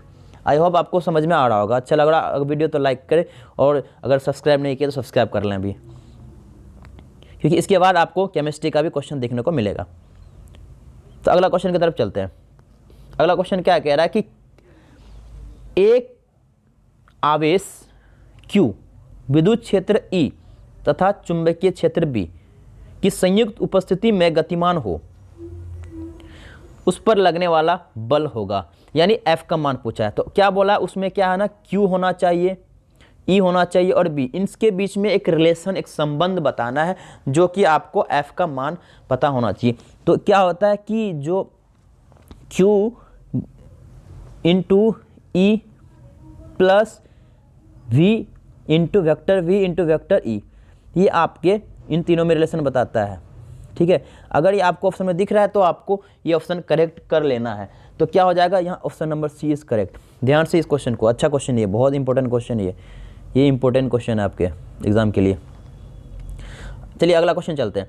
अगला क्वेश्चन क्या है, 1/2 एप्सिलॉन नॉट ई स्क्वायर के वी में सूत्र का समतुल्य विमा की राशि है। विमा की राशि है, ये भी एक अच्छा क्वेश्चन है आपका, इससे भी आपको कुछ हेल्प मिलेगा। चलिए हमको समझाते हैं इस क्वेश्चन को। क्या दिया कि बोल रहा है कि जो यहाँ पे u होता है, u बराबर 1/2 एप्सिलॉन नॉट ई स्क्वायर, ठीक है, 1/2 एप्सिलॉन नॉट ई स्क्वायर। ये u क्या होता है, इस u को आप समझिए। u क्या होता है कि कह रहा है ये एक विद्युत ऊर्जा होती है किसी भी एकांक आयतन के लिए, किसी भी एक आयतन के लिए, एकांक आयतन के लिए ये विद्युत ऊर्जा होता है। अगर मैं इसको एकांक आयतन यानी v कर दूं मैं, तो क्या हो जाएगा 1/2 एप्सिलॉन नॉट ई स्क्वायर। एकांक आयतन यानी v ले लिया मैंने। अब इसकी मात्रा निकालो u/v का। ऊपर क्या है मेरा u, ऊर्जा का मात्रा क्या होता है जूल। नीचे क्या है मेरा v और आयतन का मीटर क्यूब हो गया। अब जूल जो है वो किसके बराबर होता है, इसका भी क्या होता है न्यूटन मीटर के बराबर होता है जूल, और ये मीटर क्यूब। 1 मीटर तो यहाँ कितना 2, ऊपर क्या बचा न्यूटन बाय मीटर स्क्वायर, ये बचा, ठीक है, न्यूटन बाय मीटर स्क्वायर हो गया। अब न्यूटन बाय मीटर स्क्वायर, इसका हम क्या निकालेंगे, विमा निकालेंगे। किसका, न्यूटन बाय मीटर स्क्वायर का विमा निकालेंगे। न्यूटन क्या बल का, और बल का क्या होता है विमा mlt के पावर -2, mlt के पावर -2 लगेगा। और मीटर क्या होगा l स्क्वायर, एक l कैंसिल, तो क्या होगा m, l ऊपर जाएगा, एक बचा तो -1 और t के पावर -2, ये निकल गया मेरा। चलिए ये निकल गया। अब मैं इसी को फिर मैं निकालता हूँ u के फॉर्म में, क्योंकि एक और फार्मूला होता है आपका एकांक आयतन के लिए विद्युत ऊर्जा का। तो क्या होगा u बराबर, एक फार्मूला होता है u बराबर 1/2 b स्क्वायर बटे mu naught, 1/2 into B square by mu naught. अब यहाँ पे इसको भी v करूँगा तो u/v, तो ये भी हो गया। और यही तो ये u/v अभी जो मैंने निकाला, ये किसका निकाला u/v का ना, ये u/v का निकाला ना विमा, m l के पावर -1 t के पावर -2, और u का फॉर्मूला होता है 1/2 into B square by mu naught. इसको भी एकांक आयतन के लिए v लेंगे तो u/v, तो ये भी तो उसी का मात्रा निकलेगा, यानी कि ये वाला और ये वाला दोनों क्या बराबर। अगर ये ऐसा है तो ये भी ऐसा होगा, इसका मतलब 1/2 B square by mu naught, 1/2 B square by mu naught, ये आपका करेक्ट आंसर हो जाएगा। क्यों, ये जब ये बराबर है तो ये भी बराबर होने चाहिए, कि दोनों इक्वल निकल रहे हैं। तो इस हिसाब से आपके ऑप्शन क्या हो जाने चाहिए, क्या यहाँ पे देखिए दोनों को अगर इक्वल करते हैं यहाँ पे, तो इस हिसाब से क्या हो जाएगा कि 1/2 B square by mu naught, 1/2 B square by mu naught, option number B is correct, ठीक है। सॉरी बी नहीं, ए हो जाएगा। तो यहाँ ऊपर में बी स्क्वायर हो गया, नीचे में 2 म्यू नोट, ये रहा, ठीक है ना, option number A is correct. चलिए अगले क्वेश्चन की तरफ चलते हैं। अगला क्वेश्चन बहुत इंपॉर्टेंट है, इसको भी लगा देता हूँ मैं, क्योंकि ये बहुत ही ज़्यादा इंपॉर्टेंट क्वेश्चन है और ये पूछते हैं क्वेश्चन एग्जाम में। क्या करें, एक तार जिसका चुंबकीय द्विध्रुव आघूर्ण m तथा लंबाई l है, इसको r त्रिज्या के अर्धवृत्त के आकार में मोड़ा जाता है, तो इसका एक नया द्विध्रुव आघूर्ण क्या होगा। चलिए इसको समझते हैं। देखिए मैंने एक नॉर्थ लिया और एक साउथ लिया, इनके बीच की दूरी मैंने क्या ले ली l, और यहाँ पे एक आघूर्ण था। तो इस हिसाब से अगर मैं फार्मूला निकालूँ m बराबर, तो m बराबर क्या होगा m इंटू l, क्योंकि आवर्धन और l लंबाई के बराबर होता है, ये फार्मूला होता है इसका। ये तो हो गया। अब ये बोलता है कि एक और त्रिज्या लीजिए r, मैंने एक लाइन लिया, यहाँ पे एक केंद्र माना, यहाँ से यहाँ की दूरी r और यहाँ से यहाँ की दूरी r, मैंने इसे मोड़ दिया, ये टोटल तो 2r के बराबर, r ये 2r के बराबर, ठीक है। अब यहाँ से जो मेरा इसकी लंबाई होगी, जो इसकी लंबाई टोटल लंबाई निकलेगी, लंबाई l का जो वो क्या होगा 360 2 पाई r हो जाएगा। इसको हाफ कर देंगे, क्यों, क्योंकि मैं अर्धवृत्त ले रहा हूँ, तो जो लंबाई निकलेगा वो 360 डिग्री के इक्वल होगा। टोटल लंबाई होगी ना, यहाँ से यहाँ तक की लंबाई 360 होगा, लेकिन हाफ कर दिया मैंने, तो 2 से 2 कैंसिल, तो l किसके बराबर निकल गया पाई r के, कोई दिक्कत नहीं होना चाहिए। अब यहाँ पे देखिए इसका अब निकालते हैं, ये तो सिंपल इसके लिए था, और इसके लिए हम क्या मान लेंगे m डैश, जो मेरा चुंबकीय द्विध्रुव आघूर्ण m डैश मान, तो m डैश क्या होगा m इंटू इसकी m इंटू l लिया था टोटल लंबाई, इसकी लंबाई कितनी r और r 2r हो जाएगा, 2r, ठीक है। चलिए तो कोई दिक्कत नहीं, 2r हो गया। अब यहाँ पे देखिए बराबर m, जो m है ये m, ये छोटी m है, ठीक है, ये छोटी m है। अब यहाँ पे देखिए m तो मैं उतार दिया छोटी m इंटू 2, और यहाँ से देखिए r निकालिए ना, l बराबर क्या होता है यहाँ पे, l बराबर पाई r, r बराबर क्या होगा l by pi, l by pi हो जाएगा, ठीक है। तो यहाँ पे देखिए मैं लिखता हूँ कि m dash is equal to m 2l बटे पाई, बिल्कुल। और मैंने इससे पहले यहाँ देखिए m, जो m है ये ओरिजिनल, ये तो डैश वाला था, ये जो ओरिजिनल m निकाला मैंने, m इंटू एल के बराबर m हो गया और l हो गया। m और l की जगह क्या लिख सकते हैं, m, ऊपर में क्या बचा 2 और नीचे में क्या बचा पाई, यानी 2m बाय पाई। अगर ये आपको ऑप्शन में दिख रहा है तो आप इसको आसान तरीके से दे सकते हैं।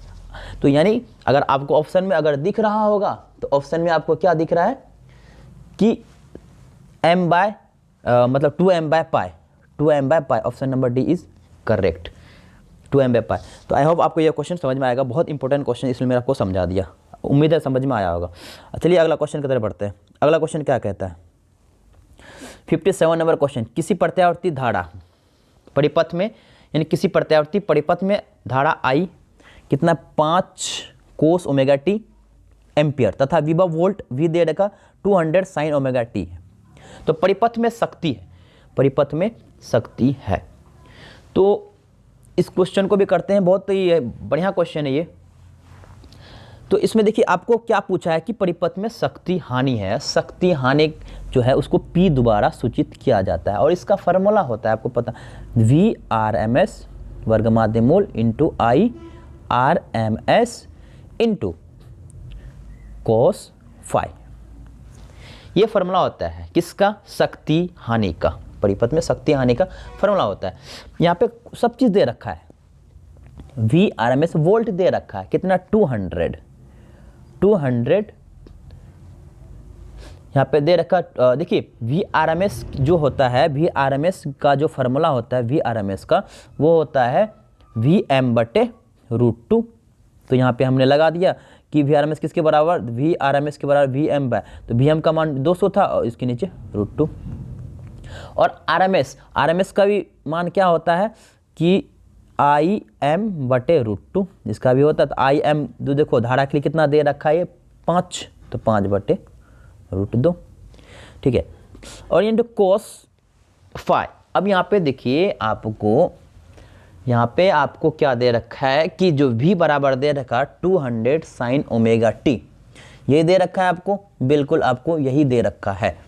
और अगर मुझे कोस में चाहिए तो हम क्या कर सकते हैं, जो मेरा ये साइन है कोस 90 माइनस थीटा साइन थीटा बन जाएगा, और 90 माइनस थीटा, तो इस हिसाब से यहाँ पे क्या होगा कि फाई का मान जो है -90 हो जाएगा। फाई का मान क्या हो जाएगा, फाई का मान हो जाएगा -90। तो कोस -90 की जगह इसका मान लेंगे, कोस माइनस थीटा तो कोस थीटा होता है, तो यानी कि कोस 90 डिग्री।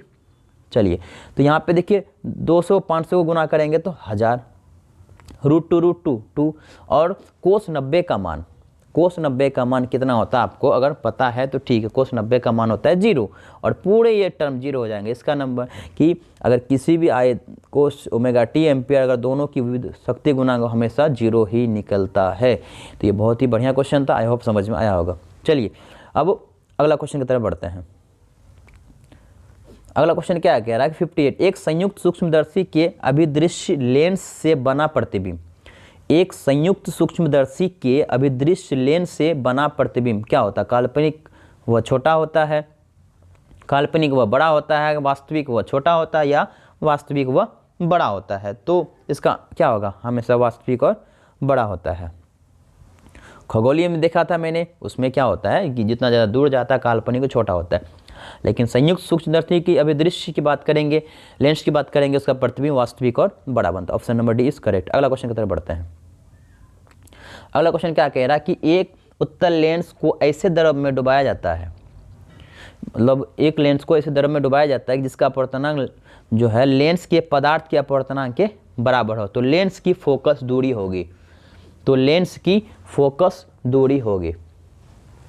तो यहाँ पे आपको अब निकालना पड़ेगा लेंस की फोकस दूरी क्या होगी।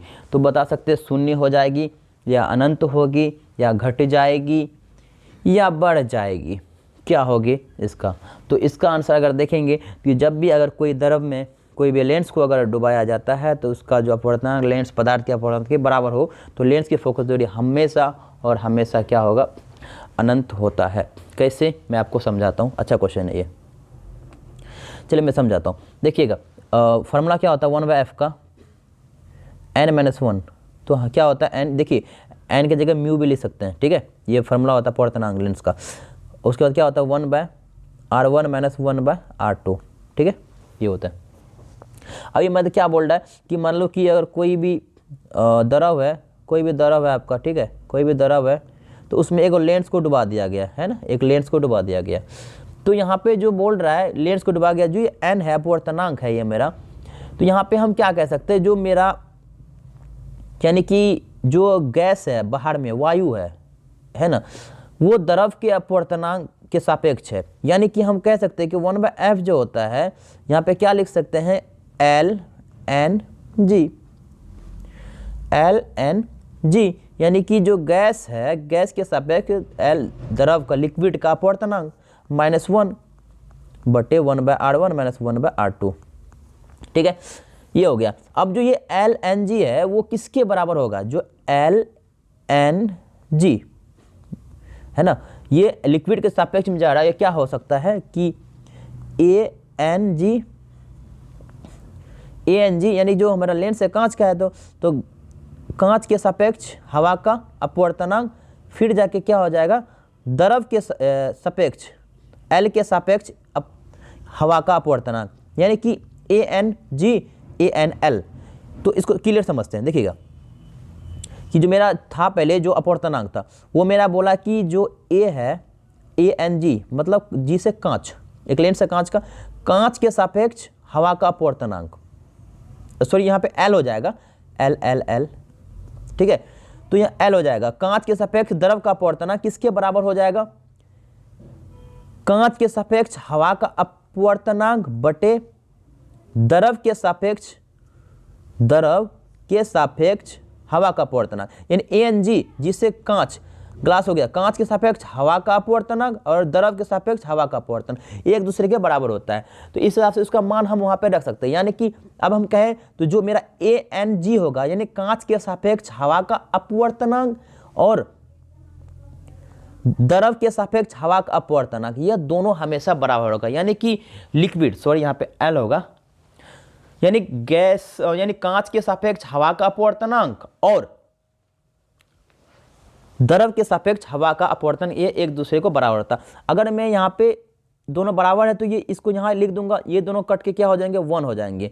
जब 1 हो जाएंगे तो हमको फॉर्मूला भी पता होगा कि जो मेरा n होता है, यहाँ पे मैंने लिखा था क्या कि ln(g) - 1/r1 -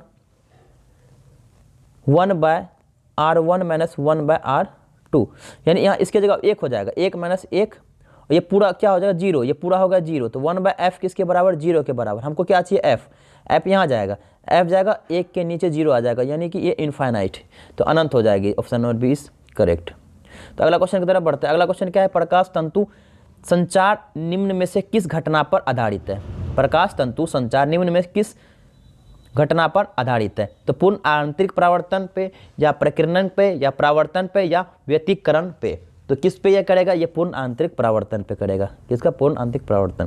तो चलिए अगला क्वेश्चन की तरफ बढ़ते हैं। अगला क्वेश्चन क्या कह रहा कि तरंग का कालांतर यानी फाई, जो कालांतर होती है फाई, और पदांतर जो होती है वो डेल एक्स। तो ये डेल एक्स, ये दोनों में संबंध बताना है।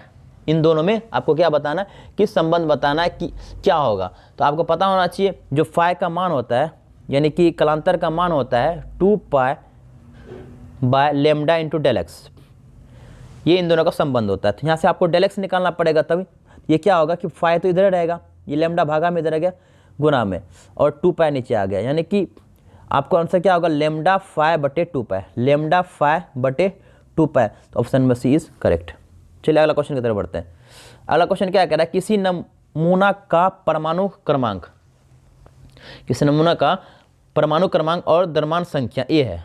परमाणु क्रमांक क्या है, जेड है, और द्रव्यमान संख्या ए है। तो परमाणु का न्यूट्रॉन की संख्या क्या होगी, न्यूट्रॉन की संख्या, ऑप्शन क्या, ए जेड, ए प्लस जेड और ए माइनस जेड। तो देखिए जो प्रोटॉन होते हैं, मान लीजिए कि ये मेरा प्रोटॉन है, इसके चारों तरफ कौन लगाते हैं, इलेक्ट्रॉन। तो यहाँ पे प्रोटॉन होते हैं, इसको हम नाभिक बोलते हैं। तो इसमें क्या होता है, प्रोटॉन और न्यूट्रॉन दोनों होते हैं, ठीक है। अगर प्रोटॉनों की संख्या को बात करेंगे, प्रोटॉन की संख्या जो होती है उसको हम जेड द्वारा सूचित किया जाता है, पी जेड के बराबर होता है। और द्रव्यमान की संख्या ए होता है, और ए क्या होता है, यानी कि नाभिक। तो नाभिक में क्या होता है, प्रोटॉन प्लस इलेक्ट्रॉन और न्यूट्रॉन दोनों होता है। तो प्रोटॉन और न्यूट्रॉन दोनों होता है, तो हम क्या प्रोटॉन को क्या ले सकते हैं, जेड, सॉरी यहाँ पे देखिएगा ए बराबर क्या होता है, प्रोटॉन प्लस न्यूट्रॉन, ठीक है, प्रोटॉन प्लस न्यूट्रॉन। तो ए बराबर क्या हो जाएगा यहाँ पे, प्रोटॉन, और प्रोटॉन को हम जानते हैं कि वो जेड के बराबर होता है। तो पी की जगह क्या लग देंगे, जेड, प्लस क्या हो जाएगा एन। हमें क्या चाहिए, न्यूट्रॉन चाहिए, तो ये जेड इधर आएगा तो माइनस जेड, यानी न्यूट्रॉन मिल गया उस नाभिक के अंदर। तो न्यूट्रॉन मिल गया, क्या होगा, A minus Z. Option number D is correct. चलिए अगला क्वेश्चन की तरफ चलते हैं। नाभिक अभिक्रिया में संचरित भौतिक राशियां हैं। नाभिक की अभिक्रिया में संचरित भौतिक राशियां हैं। तो ये भी अच्छा क्वेश्चन है। तो इसका आंसर क्या होगा, ये आवेश के कारण भी होगा, संवेग भी होगा, और कोणीय के संवेग भी होगा, यानी option number D is correct, यानी कि इसका क्या हो जाएगा, डी सही आंसर हो जाएगा। अगला क्वेश्चन की तरफ बढ़ते हैं। अगला क्वेश्चन क्या, एक अर्ध चालक को T1 से T2 से ताप पर ठंडा किया जाता है, तो इसका प्रतिरोध होगा, तो इसका प्रतिरोध होगा। तो यानी कि अगर आप T1 से T2 जा रहे हैं, ताप पर ठंडा कर रहे हो, तो इनका प्रतिरोध, यानी कि एक अर्धचालक है, टेम्परेचर T1 गया फिर T2 गया, यानी बढ़ते जा रहा है, उसको अगर ठंडा किया जाता है तो क्या होगा, इसका प्रतिरोध। तो इसका प्रतिरोध क्या होगा, तो इसका प्रतिरोध, इसका आंसर हो जाएगा घटेगा प्रतिरोध, यानी कि ताप को ठंडा किया जाता है तो प्रतिरोध क्या होता है, इसका मतलब किसी भी, जैसे टेम्परेचर मान लो, टेम्परेचर बढ़ा रहे हो, T1 कर रहे हो, T2 कर रहे हो, इस तरह से बढ़ाते जा रहे हो, तो उसको अब ठंडा किया जाता है इस ताप पर, मतलब अर्धचालक पर जो है वो उसको ठंडा किया जाता है, तो उसका प्रतिरोध क्या होगा, तो उसका प्रतिरोध हमेशा बढ़ेगा, याद रखिएगा। चलो option number A is correct. अगला क्वेश्चन की तरफ बढ़ते हैं। आवेश की पृष्ठ घनत्व का मात्रक होता है। आवेश की पृष्ठ घनत्व का मात्रक होता है। तो आवेश की पृष्ठ घनत्व को सिग्मा द्वारा सूचित किया जाता है, क्या होता है, Q/A होता है। Q क्या मेरा होता है, आवेश, आवेश का क्या होता है, कूलम, और ए का मीटर स्क्वायर, कूलम पर मीटर स्क्वायर, तो कूलम पर metre, A option number is correct. अगला क्वेश्चन की तरफ बढ़ते हैं। तो अगला क्वेश्चन क्या कह रहा है कि विद्युत द्विध्रुव की निरक्ष स्थिति में विद्युत विभव, हमेशा याद रखिएगा, किसी भी विद्युत द्विध्रुव के निरक्ष स्थिति की बात करेगा, अगर विद्युत विभव का मान पूछ रहा तो हमेशा क्या हो जाएगा, शून्य होगा। Option number D is correct. I hope आपको समझ में आ रहा होगा। तो अगला क्वेश्चन की तरफ बढ़ते हैं। अगला क्वेश्चन क्या कह रहा है मुझे कि स्थिर विभवांतर पर किसी विद्युत परिपथ का प्रतिरोध आधा कर दिया जाए तो उसमें ऊष्मा का मान होगा।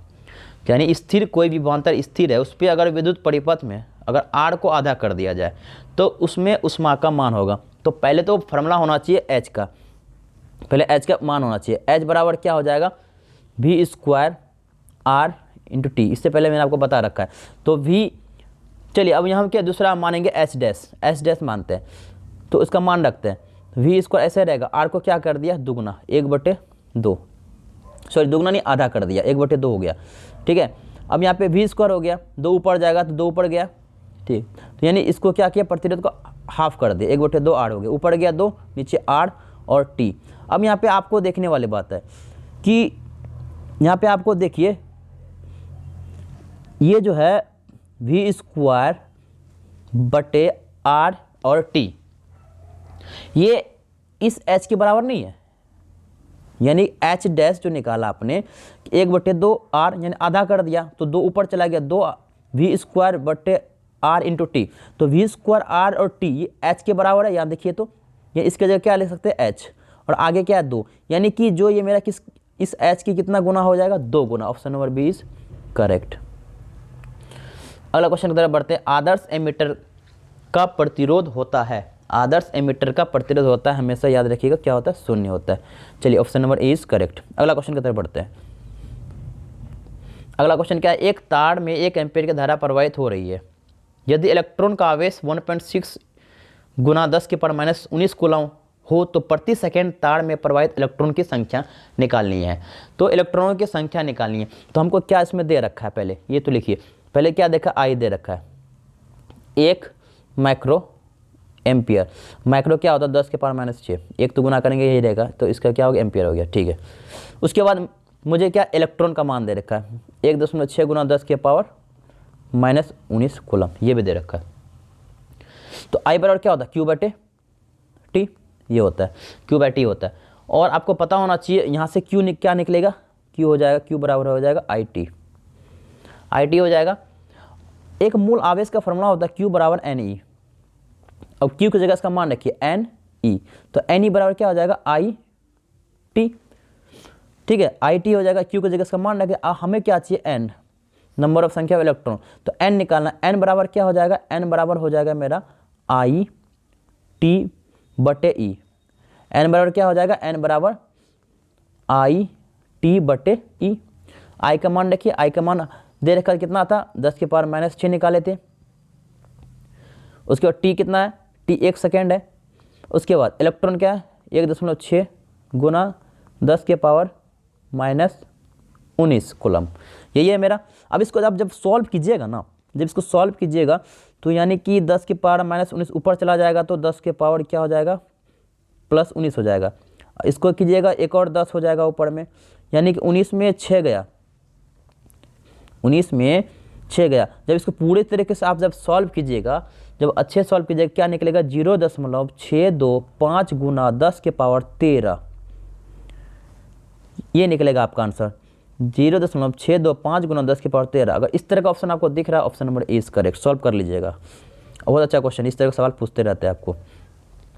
अगला क्वेश्चन की तरफ चलते हैं। अगला क्वेश्चन क्या कह रहा है कि चुंबकीय क्षेत्र में, यानी चुंबकीय क्षेत्र बी में उपस्थित M चुंबकीय आघूर्ण वाले धारा पास द्वारा अनुभूत बल आघूर्ण टॉर्क, यानी टॉ, ठीक है, टॉर्क का मान होता है, यानी कि चुंबकीय क्षेत्र दिया हुआ है, उसके बाद और M दे रखा है, यानी कि आपको B है और M के बीच में रिलेशन बताना है कि जो M के बीच में जो टॉ बराबर होगा वो B और M के बीच, B क्या चुंबकीय क्षेत्र, M क्या चुंबकीय आघूर्ण वाले धारा, तो इन दोनों के बीच में रिलेशन बताना। तो टॉ बराबर क्या होगा, टॉ यानी टॉ होता है बल आघूर्ण, क्या होता है, बल आघूर्ण होता है। तो इसका क्या हो जाएगा, हमेशा याद रखिए, टॉ बराबर M हमेशा आगे आएगा इंटू B, ठीक है, हमेशा ये होगा।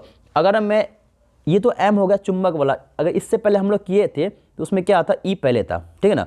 तो यहाँ इसका ऑप्शन क्या हो जाएगा, vector M into vector B, option A is correct. बहुत इंपॉर्टेंट क्वेश्चन मैं बता रहा हूँ, VBI ये क्वेश्चन है, वेरी वेरी इंपॉर्टेंट। चलिए अब अगला क्वेश्चन की तरफ चलते हैं। अगला क्वेश्चन क्या है कि अनुचुंबकीय पदार्थ की प्रवृत्ति होती है, यानी है अनुचुंबकीय पदार्थ की प्रवृत्ति, ये भी बहुत अच्छा क्वेश्चन है। तो क्या होगा, स्थिर होती है, याद रखिएगा। तो अनुचुंबकीय पदार्थ की प्रवृत्ति हमेशा स्थिर होती है, ना शून्य होती है, ना अनंत होती है, ना चुंबकीय क्षेत्र पर निर्भर करती है, ये बस स्थिर रहती है, ठीक है। तो अनुचुंबकीय पदार्थ की प्रवृत्ति स्थिर है, option number A is correct. अगला क्वेश्चन की तरफ चलते हैं कि पृथ्वी के चुंबकीय ध्रुव पर नमन कोण का मान होता है, जो पृथ्वी के चुंबकीय ध्रुव पर नमन कोण का मान होता है। तो नमन कोण का मान हम बताए थे कि जब भी कोई आपका नमन कोण होता है हमेशा कितने, 90 डिग्री के बराबर, याद रखिएगा। तो क्या हो जाएगा, पृथ्वी के चुंबकीय ध्रुव पर नमन कोण का मान 90 डिग्री होता है। अगला क्वेश्चन की तरफ बढ़ते हैं। एक प्रत्यावर्ती धारा के मूल माध्य और शिखर मान के अनुपात है, शिखर मान के अनुपात, ये क्वेश्चन से हम लोग कर रखे, 1/2 रूट विल बी आंसर।